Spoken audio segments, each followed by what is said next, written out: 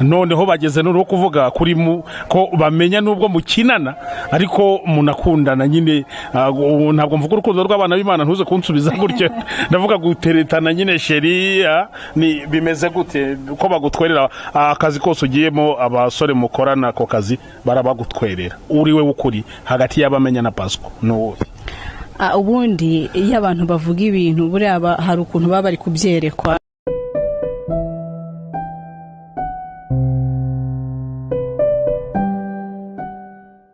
Nshuti bakunzi ba Iyobokamana TV turabasuhuje mu izina rya Yesu. Kumwe rero mumaze kutumenyera ko tugira gutya tukabazanira umutumirwa maze tukabasha kuganira nawe. Imbere yacu murahabona umukobwa, no umukobwa nyine nkuko arimo abareba namwe murimo mumureba. Reka rero tuze tuganira. Mwiriwe neza? Mwiriwe neza. Amakuru. Meze neza ndashima Imana. Tuguhaye ikaze ku Iyobokamana TV. Merci beaucoup. Turi kumwe nande rero tugiye kuganira nandi. Wambara ukamfasha ukamvuga. Uyu turi kumwe yitwa Adelphine cyangwa yitwa Soleil. Na amazina atandukanye agiye kudusobanurira kugira ngo abadukurikiye baze kubasha kumenya uwo tuzanye kuganira nawe. Sibye ko ndivuga kusereho gatoya amazina yanjye ni Delphine Uwase ababyeyi banyise. Hanyuma Soleil ni izina ryo muri filme ariyo bamenya nkuko mubizi. Uyu nguyu ni Soleil, uyu ni mabuja wo bita bamenya. Bite se mabuja? Sava. Ndakubona cyane kabisa. Yego. Abantu bari barakubuze cyane bakubaza turi umukobwa rwose muzamutuzane maze mu mutubarize. Turishimye rero n'abantu barishimye kuba tukuzanye kuri mikoro za Iyobokamana TV. Welcome kandi. Thank you. Iyobokamana TV usanzwe yikurikira cyangwa wirebera amaseri gusa? Oya ndayikurikira ndetse n'igitangazamakuru cyayo. Wow. Soleil, reka tunyemerere muri interview dukoreshe izina ry'akazi. Sibura siko baryitara? Yego ntabwo yibeshye. Izina ry'akazi. Umukozi wawe araho se cyangwa harya ni umukozi nibyo bamenya araho? Bamenya araho ameze neza. Umuntu kureba ukuza imbere arahita avuga ati wagize igitekerezo cyo gukina filime gute? Ese waruzi ko bizaguhira muri uru rwego biriho kuko mu bantu bagitinga neza kabisa urimo. Warubizi ko wagitinga neza ninjye bikubwiye cyangwa nabandi barabikubwiye? Nabyo narinze ariko murakoze cyane. Nabandi bantu bajya bikubwira? Niwe wa mbere ubimbwiye. Ninjye wa mbere ukubwiye wenda kuri mikoro ariko hanze underworld ndatekereza yuko bikubwira. Njya mbyumva ariko bibaye official ari wo bimbwiye. Cyane ko ari nje ubyo officialije. Nshuti bakunzi rero ba Iyobokamana TV, uyu ni wa mukobwa witwa Soleil cyangwa ni wa mumama. Buriya kuko kinaho baye mabusha birumvikana baba baye umumama. Yego. Ariko si umumama nkuko akina yitwa Soleil yabaye nyiye mabuja wa bamenya nkuko ari buze kugenda bidusobanurira ahubwo ni umukobwa. Adelphine umuntu dukurikiye aribaza ngo ageze gute ku Iyobokamana TV bamenya ni Iyobokamana TV ihuriye hehe? Ariko ndatangira nkubaza mbere wakoraga ikiganiro cya gospel kuri Flash TV cyitwa Himbaza uza kuhava wahavuye kubera iyi bamenya seri cyangwa wahavuye ku mpamvu zawe nibyo ugiye gukomeza ubanza kudusobanura? Ntabwo nahavuye ku mpamvu zuko nari ngiye kujya muri no bamenya ahubwo hari izindi nshingano zandebaga nari ngiyemo kandi nkabona ntabwo nabivanga n'akazi. Inshingano z'akazi kandi? Yego nari mfite akandi kazi kandi ntabwo nari kuvanga utuzi tubiri. Mbere yuko kuko abantu bavuga ko wamenye yuko nguye kujya gukina bamenya nyine nka seri kuko itari ya gospel ubundi ubona kubikora ukora n'ikiganiro ngo cya gospel ngo bishobora kubangama ngo hitamo kuva kuri Flash mu kiganiro cya gospel ubundi ujya muri bamenya. Wakura abantu mu rujijo wenda mbere yuko uva kuri interiri kuva kuri Flash TV no kutangira gukina bamenya yabingana gute wenda batumva ko wahatiye muri bamenya ukiva kuri Flash? Mari mpungenge abadukurikiye ntabwo navuye kuri Flash TV kubera yuko ngiye gukina bamenya. Oya kuko bamenya yaje maze nk'umwaka mpavuye umwaka urenga. Nahavuye kubera yuko hari ahandi hantu nari ngiye gukora mu kindi gitangazamakuru bita ubuzima aho nari ngiye kuba umuyobozi wungirije. niyo mpamvu rero atumye mva kuri flash. Umuyobozi wingirije wow ntabwo cyakora seho bamenye no gutwara Burundi. Oya ubu niho mbarizwa. By the way ariko mbere yuko dukomeza wambaye neza pe. Murakoze cyane. Nindi bande bakwambika abastari bundi bafite abantu babambika wenda. Niba mubona nambaye neza kwambara neza kwanjye ndabikesha Jete Promet Shop. Nibo banyitaho nyine ubwo ababona ko nambaye neza mwabagana namwe bakabakoraho rikaka. Bakunzi ba Iyobokamana TV uyu ni Soleil yuvuze ubundi utaratangira gukina filime cyangwa iriya episode wajya gutekereza ko uzaba umukinnyi wa filime cyangwa byagenze gute kugira ngo wisange nyine wabaye umukinnyi wa filime ndetse uri mugenda wamamara cyane? Ntabwo najyaga ntekereza ko nzaba umukinnyi wa filime ariko nkiri mu myaka yo hasi kumwe umuntu aba yiga muri primaire najyaga nkina ibintu by'amateatre mu rusengero ibyo bintu nkabyisangamo nkasanga ni nkunda kugira impano yo kwactinga ntatinya. Ubwo rero nyuma urumva ko ibyara amata byaje kubyara amavuta ntabwo nari nzi yuko ngewe nzageraho nkina filime ariko na mbere yuko njya muri bamenya nabanje gukina muri filime yitwa Bomoa yari umugabo bitaga Sungura ngira ngo abenshi baramuzi mu mafilime nyarwanda nayikinnyemo mu mwaka wa 2014.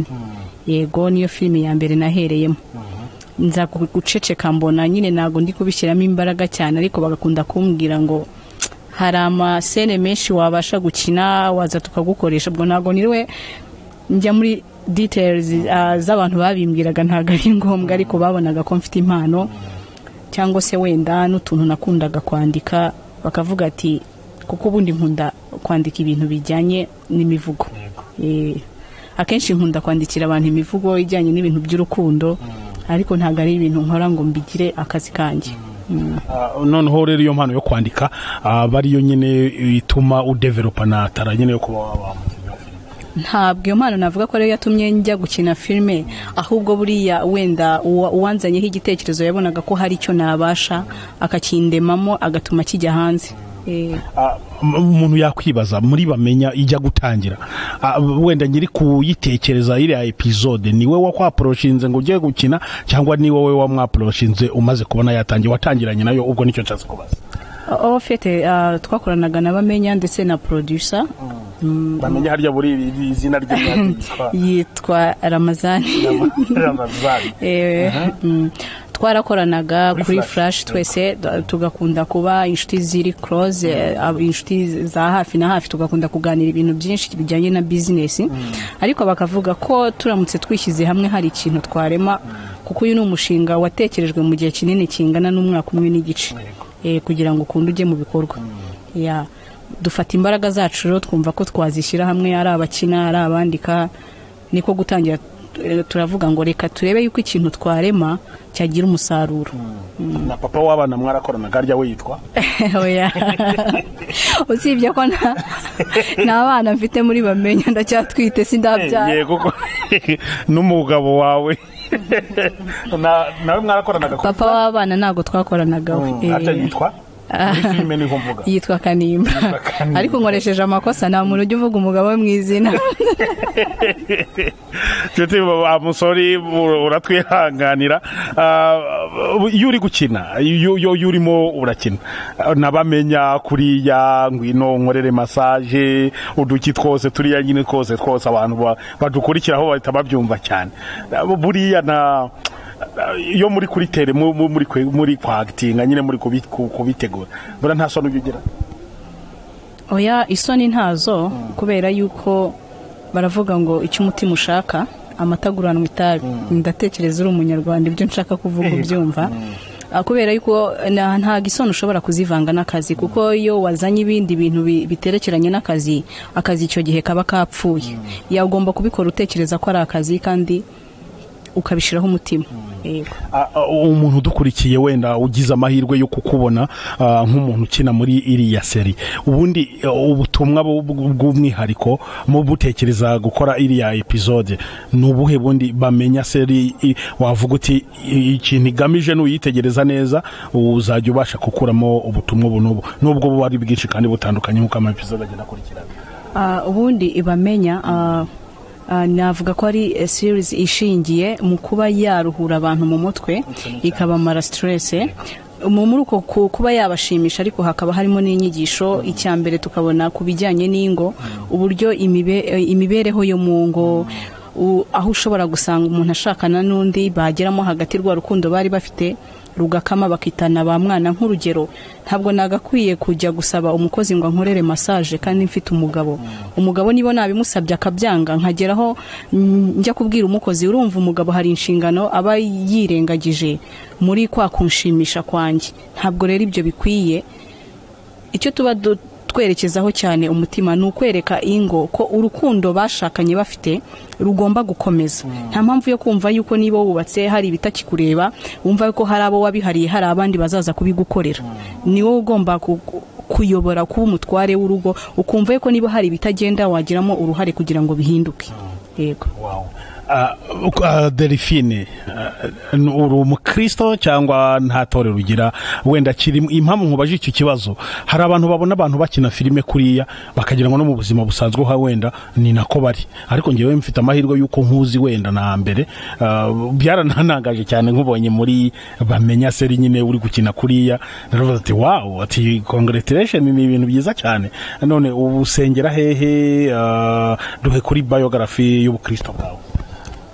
Byanze bikunze ku isi hariho umuntu utemera ko Imana ibaho, icyo gihe yaba yirengagije uwamuremye, kuko nta bundi baravuga ngo nta rutugu rukura ngo rusumbe ijosi.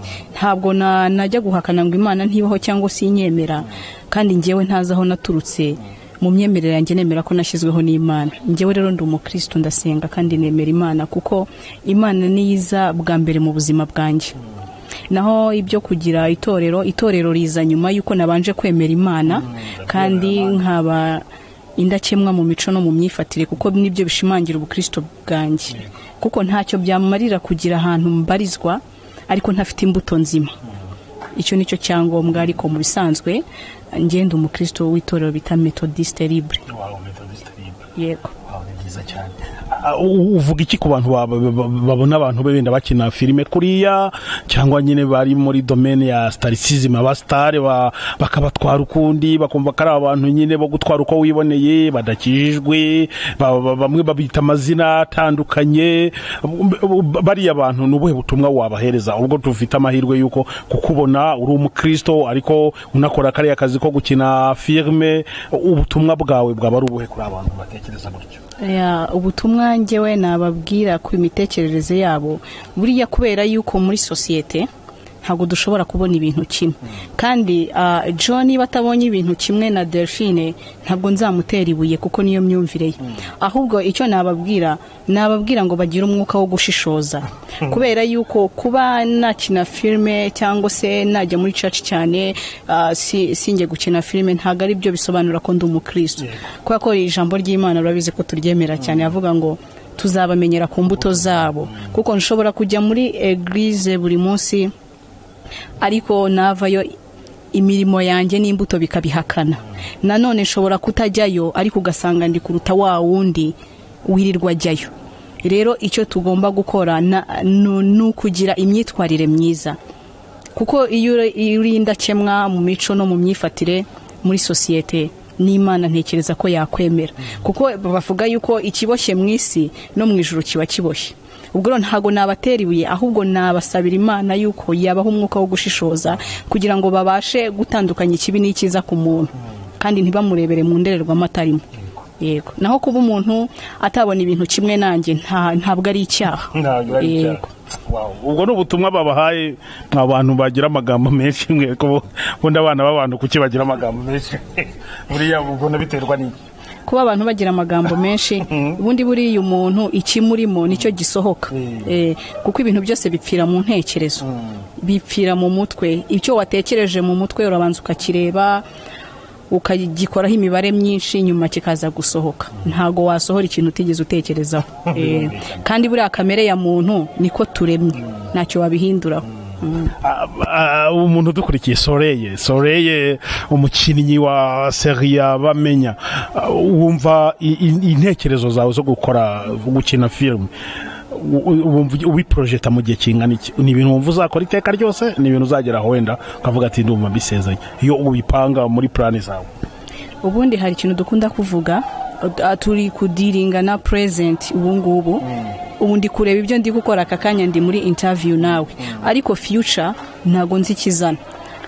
Mbaye nkiriho nabikomeza cyangwa se bigahagarara atari nanjye mbigizemo uruhare, kuko ntago nshobora kuza ngo mvuge ngo project cyangwa se budget y'ibintu byose mfite kuva muri uyu mwaka kugeza igihe ntazi nzaba nkiriho ngo nabivuga, kuko buriya biba byiza iyo uvuze ikintu kigezeho. Ubundi nkundi Kinyarwanda cyane urabizi, baravuga ngo kora ndebe irutavuga numve.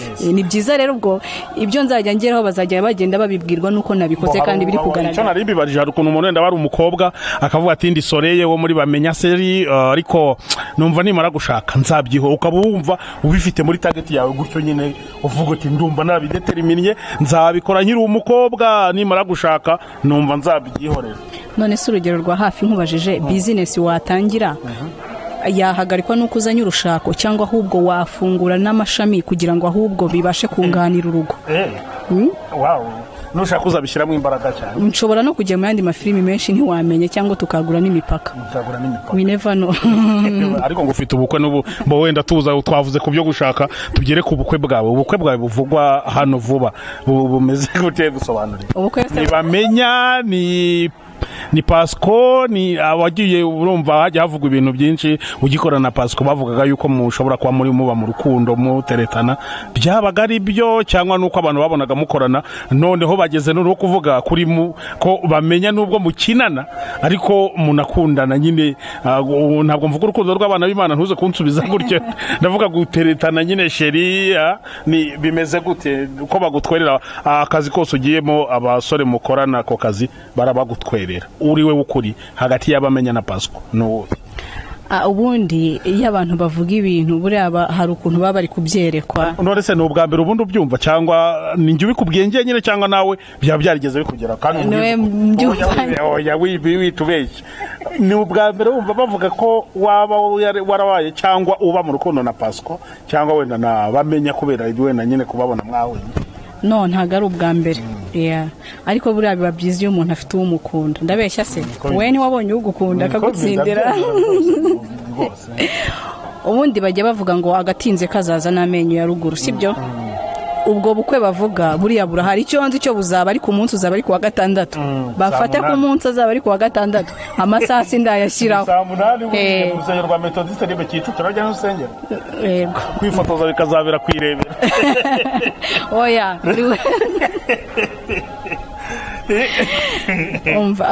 Hari umuhanzi umwe nkunda cyane bita Garu, yaravuze ngo ntuzitesha amahirwe yo gukundwa mu buzima, sibyo? Ntabwo navuga ngo turabasheri n'abashushu nkuko wabimbajije, umbabarire niko njye numva babivuga ngo abasheri n'abashushu, ariko ni inshuti zanjye za hafi, kuko hari ukuntu ukorana n'umuntu neza mu kazi kakagenda neza, mugashiduka mwabaye nka famiye. Nubwo buryo tubanye. Naho ubundi niba bafite igitekerezo buriya bazaza babimbwire, ntago najya kwikina ntibarabimbwira. Ntawe urabikubwira? Ashwi ni ukuri. Buriya sa hagati n'abamenya na Pasco babikubwiriye rimwe, bibaye ngombwa ko babikubwira rimwe umunsi umwe, wakwemerana? Sha nabimenye icyo gihe igisubizo nabaha ari uko bamaze kubimbwira.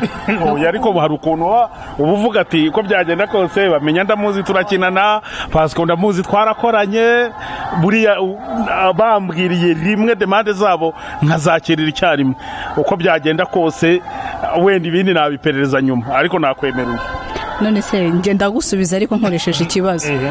Iyo ugiye muri interview y'akazi bahita bafata imyanzuro bakavuga ngo Joe yatsinze ikizamini, batarabona uburyo yasubije wenda kuri position runaka agiye guhatanira. Ubwo rero nanjye icyo gihe nabaha igisubizo bitewe n'uburyo bidekaraye. Icyo wenda wakoraho nk'urujijo no ku rukundo ruvugwa hagati y'abo basore, umwe murakinana undi mwarakoranye, nta ruhari uretse urukundo rusanzwe? Nta ruhari, ntarwo. Nta ruzaba? Oya, ntago navuga ngo ntiruzaba. None se ninjye nshyiraho limitation? Oya, ntago navuga ngo ntiruzaba. Nakubwiye ngo nkuko tutazi icyo future izana, uyu munsi ushobora kuvuga ngo ntago rushobora kuzaba, ejo ugasanga birabaye. Buriya ngewe nirinda kudiringa n'ibintu ntarafata mu ntoki. Ikintu cyanjye nicyo mfite mu ntoki ubu ngubu, kubera yuko nemera yuko ubundi baravuga simbizi muri politike ko nta mwanzi w'ibihe byose ubaho ndetse nta n'inshuti y'ibihe byose ibaho keretse inyungu rusange. Uyu munsi ishobora kuba mbona ntakundana na Pasco n'urugero, ariko muri future kubera icyo future izanye tugashiduka twakundanye, sibyo? Cyangwa se n'abamenya gutyo. Rero ubundi ngiye ntegereza gushyira confirmation ku kintu ariko namaze kukigeraho gutya runaka. Ubundi umuntu twumva uburyo turi kuganira cyane cyane kuri ibi by'urukundo yumva Soleil ari umukobwa uri aho ngaho uri libre udafite umukunzi. Ubundi usibye abo turi kuvuga ubundi uri libre nta mukunzi ufite, wenda ngo n'abavuga bareke kwirwiriza ubusa wenda bati reka buriya ubwo akiri libre ararindiriye buri umwe muri bo yazamubwira. Nakubwiye ko nifashe sidi impamvu komeza kumbaza. Okay, nshuti bakunzi ba Iyobokamana TV, uyu ni Soleil turimo tugenda tuganira. Soleil mu buzima busanzwe akunda iki? Nkunda ibintu byinshi, wenda wambaza ngo byerekeye. Okay, ndavuga wenda n'urugero duhere mu byo kurya basi. Umuntu akize ibiryo by'amoko menshi imbere yawe wabanza gufata iki? urandamutse mbonye imyumbati niyo nahera. Imyumbati ubwo ibinyobwa ni amata kuko abantu benshi bakunda yes ni yes. Noneho ahantu ukunda kuba haba hameze gute? Uba wumva uri uko watuje, mbese ni imiriye ukunda kubamo zibezo? Hari abakunda piscine, hari abakunda ibihuru, hari abakunda, umuntu akunda bitandukanye bitewe na feelings ziwe. Anjye muri rusange nkunda kuba ahantu ntafite umuntu mbangamiye n'umwe, hataba ibintu by'urusaku. Yego, ahantu hatuje. Wow.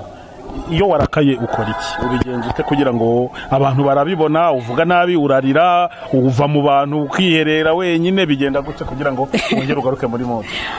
Iyo narakaye ndaceceka, nkirinda gusubiza umuntu kuko nkunda akenshi gusubiza umuntu ikintu natekerejeho. Nkavuga ese ijambo mbwiye Jo uyu munsi ejo uburakari nibushira nzarisubiramo, ese ijambo namubwiye ntishobora kuzamukomeretsa ubuzima bwe bwose, nkazajya kumusaba imbabazi ntakibashije kugarura bya bindi kuko ngo akarenza umunwa akarushiha amagara, sibyo? Nge mu buzima bwanjye nkunda imiziki. Iyo narakaye mfata mu écouteur nkashira mu matwi nkumva indirimbo, nkakora siporo bikarangira. Cyangwa ujya ubwo ukunda imiziki iyo waraka ujya no muri boîte? Urumva uvuze ati nkunda imiziki, umuntu ashobora guhita yumva ko iyo warakaye ujya mu miziki nyine. Ntabwo naba mu nzi itarimo radio, ntibishoboka. Oya, ntabwo nkunda boîte. Gukunda imiziki no gukunda boîte ni ibintu bibiri different. Niba ntakunda ahantu hari abantu benshi ni gute najya muri boîte? Ukunda kubyina ariko uri mwenda nka radio? Of course, iyo ndi iwanje iyo ndi iwacu ndabyina, gusa nuko ntazi kubyina, babishoboye bazaze banyigishe kubyina. Wow. Nicyo kintu kinduhura na siporo cyangwa se nkasoma cyane. Naho wishimye, ibyishimo byawe ninde ubibona bwa mbere? Nabo muri kumwe urabigumana mu mutima bigenda gute? Oya, iyo nishimye cyane ubwo turi kumwe arabibona. Yego, wowe turi kumwe arabibona. Wow. Turimo tugenda tugana ku musozi w'ikiganiro turi kugirana. Ubutumwa wahereza tutarasoza mu minsi yashize abakinnyi bo muri Seburikoko bakina seriya Seburikoko cyangwa filime habayemo icyo bita bombori. Bamwe bakitana ba mwana, ibisambo biki, bamwe bajyana no mu nkiko, bigenda ukundi kuntu. Biriya bintu nk'umukinnyi mugenzi wabo wabyakiriye gute cyangwa wabifashe gute nkawe Soleil wo muri Bamenya? Usibye yuko nizo bombori nje ntabwo nigeze nzumva pe, nabyo namenye niwe mbyumvanye, sinzi naho byabereye. Urabona uriya musore uriya witwa Damuru, kese ye ntabwo yize? Nigeze kubyumva ngo yararwaye, ariko buriya ntabwo ari byiza guca imanza.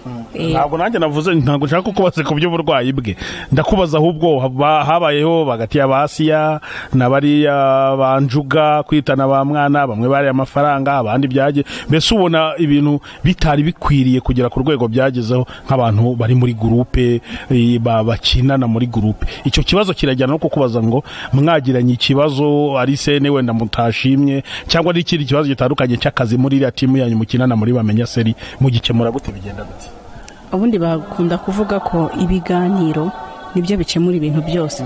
Ntabwo kuba nafata indangururamajwi ngo njye ku karubanda ngo mvuge ngo ariko Joy yankoreye ibi ngibi, ntabwo ari wo muti w'ikibazo. Ikibazo ni ukwicara hamwe mukareba impamvu yateye icyo kibazo n'impamvu bitagenda, umwe akabasha gutega amatwi mugenzi we, kuko iyo habayeho ibiganiro byimbitse ukumva icyo ntekereza nkumva n'icyo mugenzi wanjye atekereza, byanze bikunze abamo umwanzuro. Ntabwo umwanzuro ari ukuvuga ngo ngiye ku karubanda guhuruza ibiki, mwebwe ubwanyu mwishakamo igisubizo. Yes. Ni ubuhe butumwa rero bw'umwihariko Soleil yagenera abakunzi be benshi bakurikira bamenya seri, ubutumwa wabahereza ni ubuhe? Nyine tukigufite kuri mikoro za Iyobokamana TV. Ubutumwa nabahereza nababwira yuko mbashimira cyane kuba bankunda, ni iby'igiciro, nanjye ndabakunda, kandi nkababwira ngo umuhate wanyu si ubusa, ni ukuri Imana yo mu ijuru iba yabibonye. Ngiye nk'umwana w'umuntu nta kintu nabitura, ariko Imana yo mu ijuru buri izabahemba, kandi nibo mbaraga zanjye, nibo batuma nkora cyane, nkatekereza cyangwa se nkashiramo n'imbaraga mu byo nkora cyane kugira ngo bibaryohere. Nkababwira nti mukomeze mu nkunde, nanjye nzabakunda, ndabizeza kutazabatatira, sinzatatira igihango cyanyu. Ese bamenya ko seri yindi itinze none bibaze, ariko yabivuzeho mu kiganiro yagiranye n'abanyamakuru bushize. Season 2 muzayibona nyuma yuko irayidi irangiye, kuko dufitemo abamizima benshi. Wow. Yes. Okay. Kandi ntabwo urumva, ntabwo twakina bari mu gihe cyabo cy'igisibo, ni ukubangamira inyungu zabo. Buriya ibyiza umuntu n'inkundi, ni byiza kubaho utabangamiye mugenzi wawe. Yes. Nshuti bakunzi ba Iyobokamana TV, uyu ni Soleil wo muri bamenya twaganiraga. Ndumva tubwiye byinshi ku buzima bwe, aho ahagaze mu rukundo hagati y'abamenya na Pasika kunda ndi, byose twagiye tuganira, kandi ndumva bakuye mu rungabangabo. Soleil, turagushimiye cyane kuba watwitabye ukemera kugirana natwe ikiganiro, kandi komeza utere imbere kabisa, ubikora neza cyane nka kuriya nyine uba ubikora. Turagushimiye cyane. Murakoze cyane, Imana ibampera umugisha mu ijuru.